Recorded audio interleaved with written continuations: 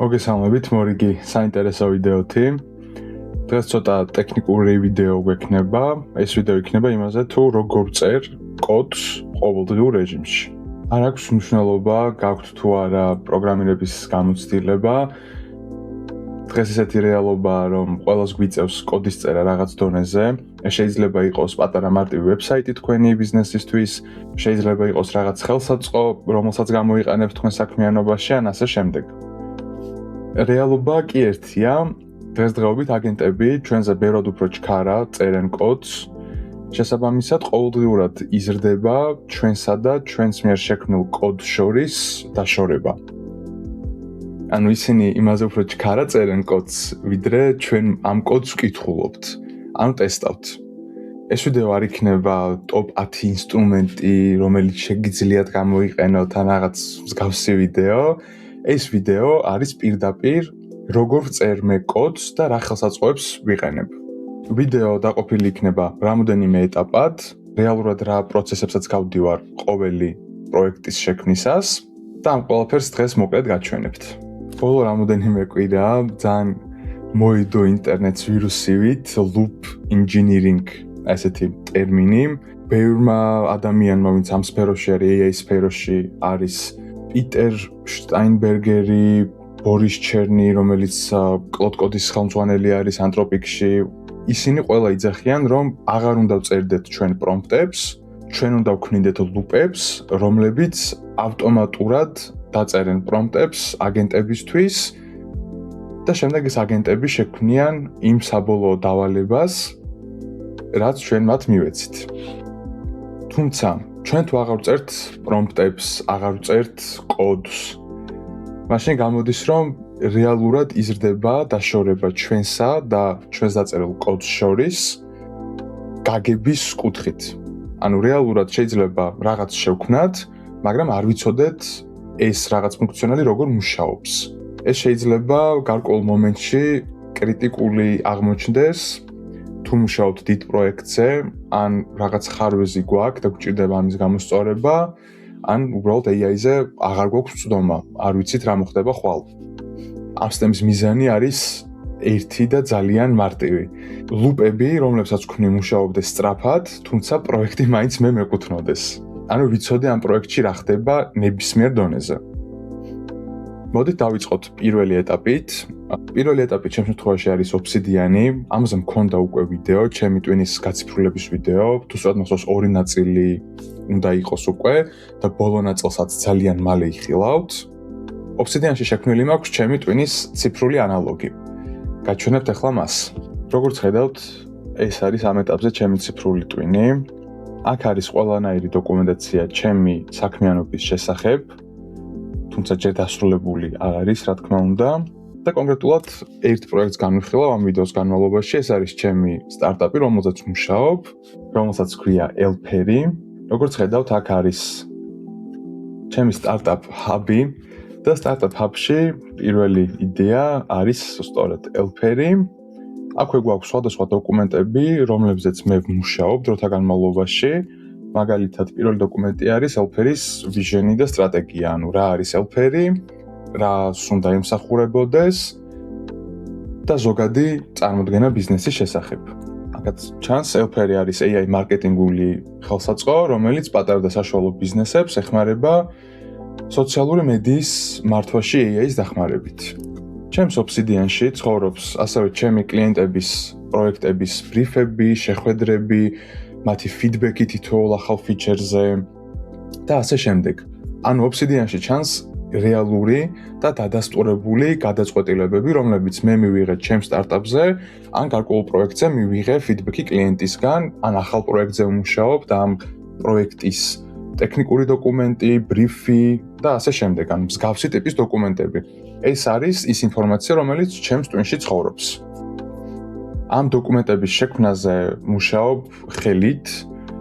რა თქმა უნდა, AI-ს ვიყენებ ამ დოკუმენტების შექმნისთვის, თუმცა ამ დოკუმენტებში აბსოლუტურად ყველა წინადადება მაქვს გადაკითხული და ნებისმიერი მცირედი უზუსტობა მაქვს ჩასწორებული.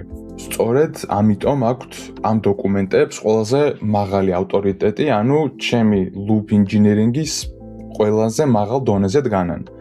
თუმცა ამ დოკუმენტებში თქვენ ვერ ნახავთ გარკვეულ ტექნიკურ გადაწყვეტილებებს. ვერ ნახავთ დავალებებს AI აგენტებისთვის. ასევე AI აგენტები აქ არ ქმნიან ისეთ დოკუმენტებს, რომლებმაც შეიძლება სამომავლოდ რაღაც გააფუჭოს. ანუ ამ დოკუმენტების რედაქტირება არ ხდება AI-ის საფუძველზე. აქ თავარი ვარ, ასე ვთქვათ, მე. ცოტა სასაცილო ჟღერს, მაგრამ რეალურად ასეა. ანუ ფაქტიურად აქედან იწყება დავალებები ჩემი AI აგენტებისთვის და ისინი ხელმძღვანელობენ ზუსტად ამ დოკუმენტაციის საფუძველზე. ეხლა კი გადავიდეთ შემდეგ ეტაპზე, ეს არის Superpowers-ი. ერთ-ერთ პროექტში, ჩემი მარკეტინგული სტარტაპის პროექტში დავსტარტავ Claude-ს. Superpowers-ი არის პლაგინი Claude Code-ისთვის და რეალურად მართლაც Claude Code-ს აძლევს აი სუპერ ძალებს და ზუსტად ამიტომ აქვს ალბათ ეს სახელი. რას აკეთებს რეალურად Superpowers-ი? Superpowers-ი იმ დოკუმენტებზე დაყრდნობით, რომელიც არის ჩემს Obsidian-ში, ქმნის ბრიფიდან რეალურად ამ ბრიფის შესრულების გეგმას. შესაბამისად, აღარ ვაძლევ ბრიფს პირდაპირ Claude Code-ს, ამ შემთხვევაში აგენტად მოიხსენიოთ ის, ბრიფს ვაძლევ Superpowers brainstorming-ით და შემდეგ უკვე ხდება ამ ბრიფის დეტალებში ჩაშლა. პირველი რასაც ვიყენებ, ეს არის Superpowers brainstorming-ი, ანუ Claude აღარ იწყებს პირდაპირ კოდის წერას. ის ჯერ ნახულობს რა არის არსებულ კოდში, სადამდეა მიყვანილი, ანუ რა სამუშაო არის შესრულებული.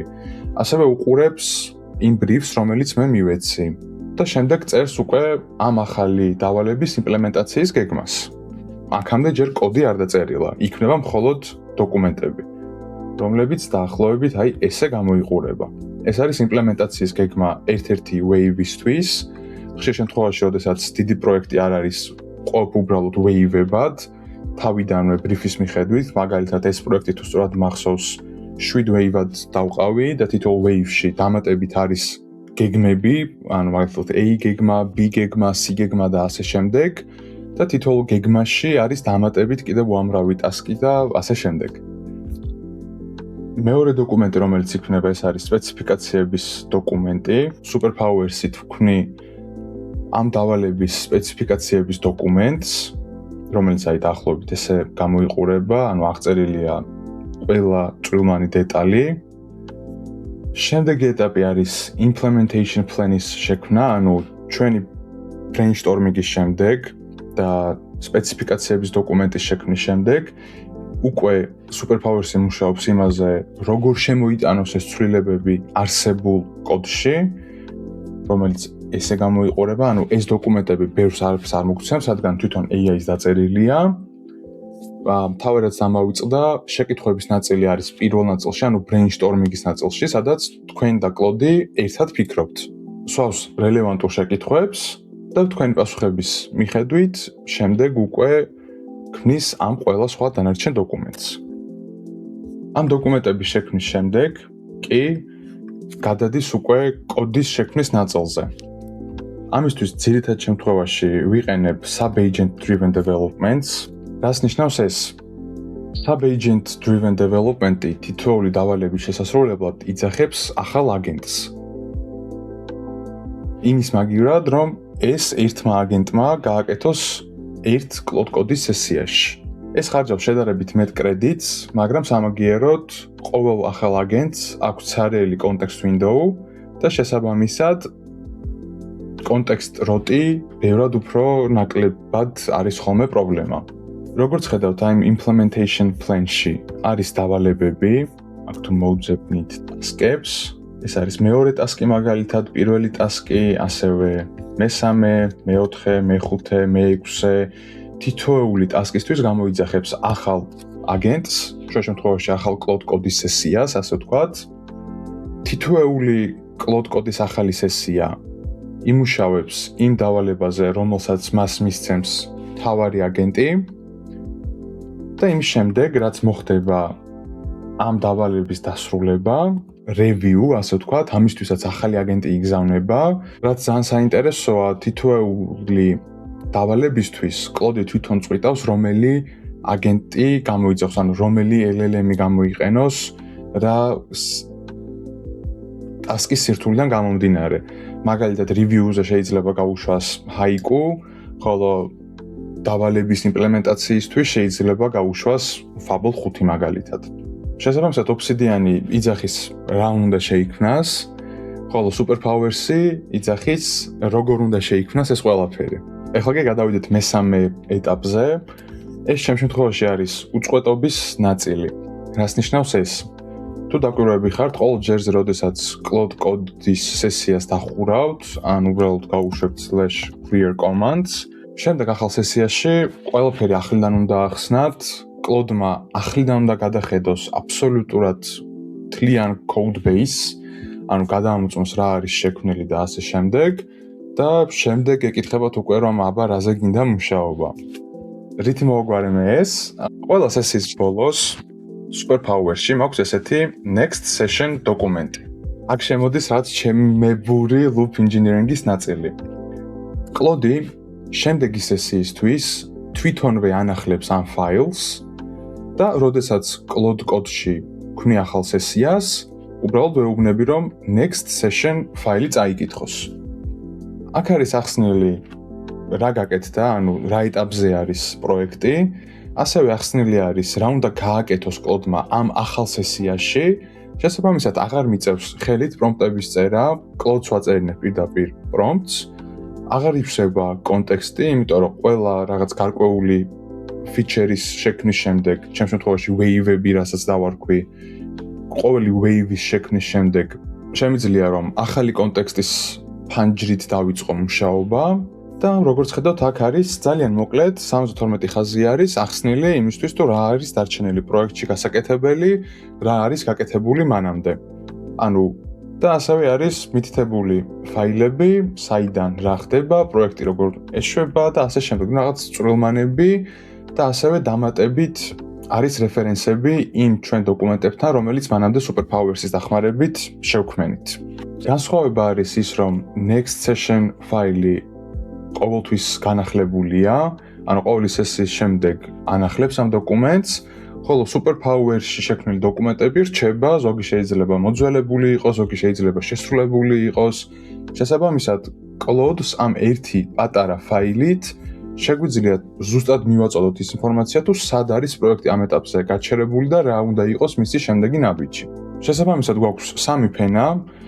პირველ ფენაში წერია რა უნდა შეიქმნას, მეორე ფენაში წერია როგორ უნდა შეიქმნას ეს ყველაფერი და მესამე ფენაში წერია შემდეგ სესიაში რა უნდა შეიქმნას. თუმცა აქ არის ერთი პრობლემა. რა შეიქმნა აქამდე რეალურად? სწორედ ამიტომ დღეს გავტესტავ ესეთ ხელსაწყოს, რომელსაც ქვია Grapify. ნახოთ რა შესაძლებლობები აქვს მას და როგორ დაგვეხმარება. უცბად დავაყენებ და დაგიბრუნდებით. Grapify-ის დასაყენებლად ეს ორი კომანდი უნდა გავუშვათ. ეხლა დავსტარტოთ ჩვენი კოდის ახალი სესია. გავუშვათ /Grapify. Grapify-მ დაასრულა ჩვენი code base-ის აღწერა, ასე ვთქვათ. ეხლა კი ვნახოთ ვიზუალურად როგორ გამოიყურება ეს ყველაფერი. როგორც ხედავთ, ვიზუალურად ძალიან შთამბეჭდავია ეს ყველაფერი. აქვე გვაქვს community-ები. Community ნიშნავს, ასე ვთქვათ, დაჯგუფებას გარკვეული ფუნქციონალის, მაგალითად admin პანელი და billing-ის ნაწილი.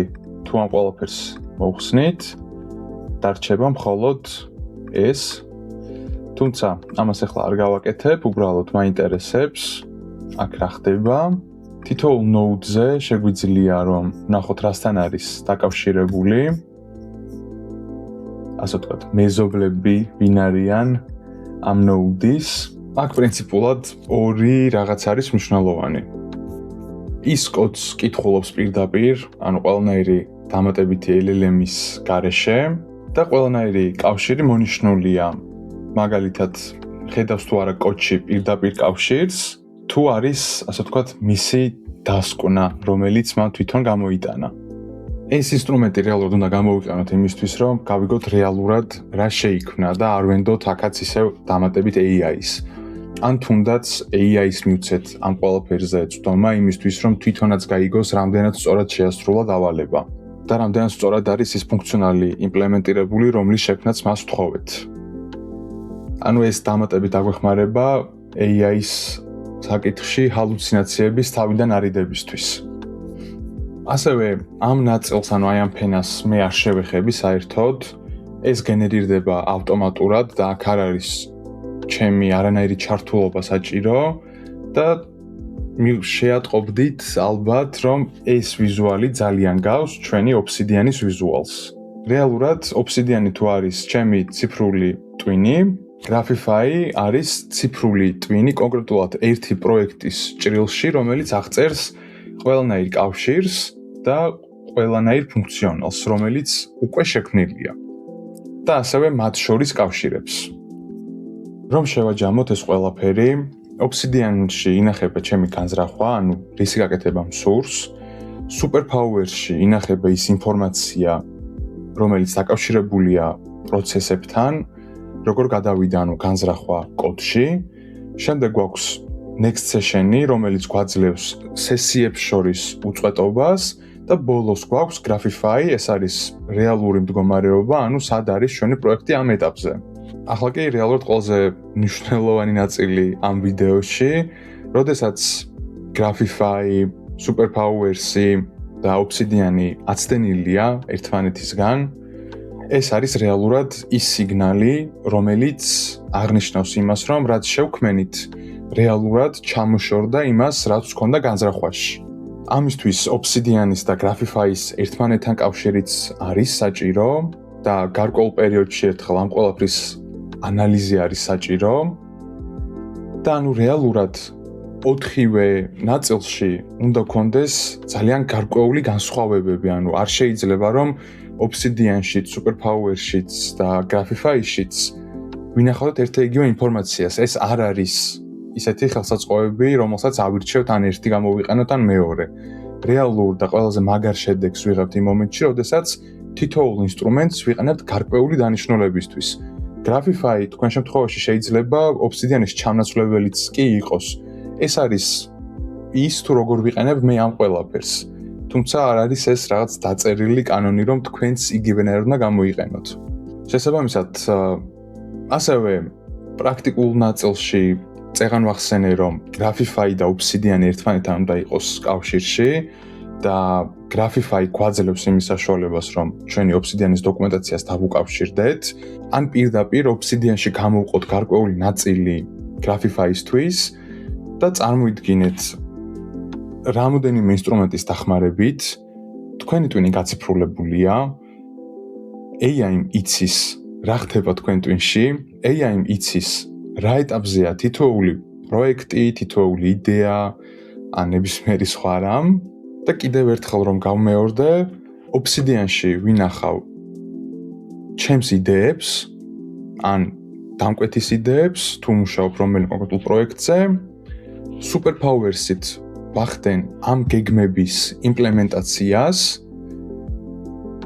Grafify-ით ავღწერ ამ იმპლემენტაციის შემდგომ ნაწილს, ანუ რეალურად რა გაკეთდა და next session-ი მაძლევს უწყვეტობის ჯაჭვს კლოდის სხვადასხვა სესიებში. ანუ კიდევ ერთხელ, Obsidian-ი რა უნდა შექმნილიყო? Superpower-ი როგორ და რატომ შევქმენი ეს? Next session-ი იმისთვის, რომ ხვალ ახლიდან არ მომიწიოს ამ ინფორმაციის AI აგენტისთვის მიცემა და Grafify რეალურად რა შევქმენი. გამიხარდებათ კომენტარებში დასვათ შეკითხვებს, შევეცდები ყველას გიპასუხოთ, დაწერეთ თქვენ როგორ წერთ კოდს, რა ინსტრუმენტებს იყენებთ. შესაძლებელია რომ ვინმეს ჩემზე ბევრად უკეთესი setup-ი გქონდეთ და ძალიან საინტერესო იქნება ამ ყველაფრის ნახვა. არ დაგავწდეთ არხის გამოწერა. დალაიქეთ ეს ვიდეო, დაწერეთ კომენტარი და მადლობა ყურადღებისთვის. წარმატებები.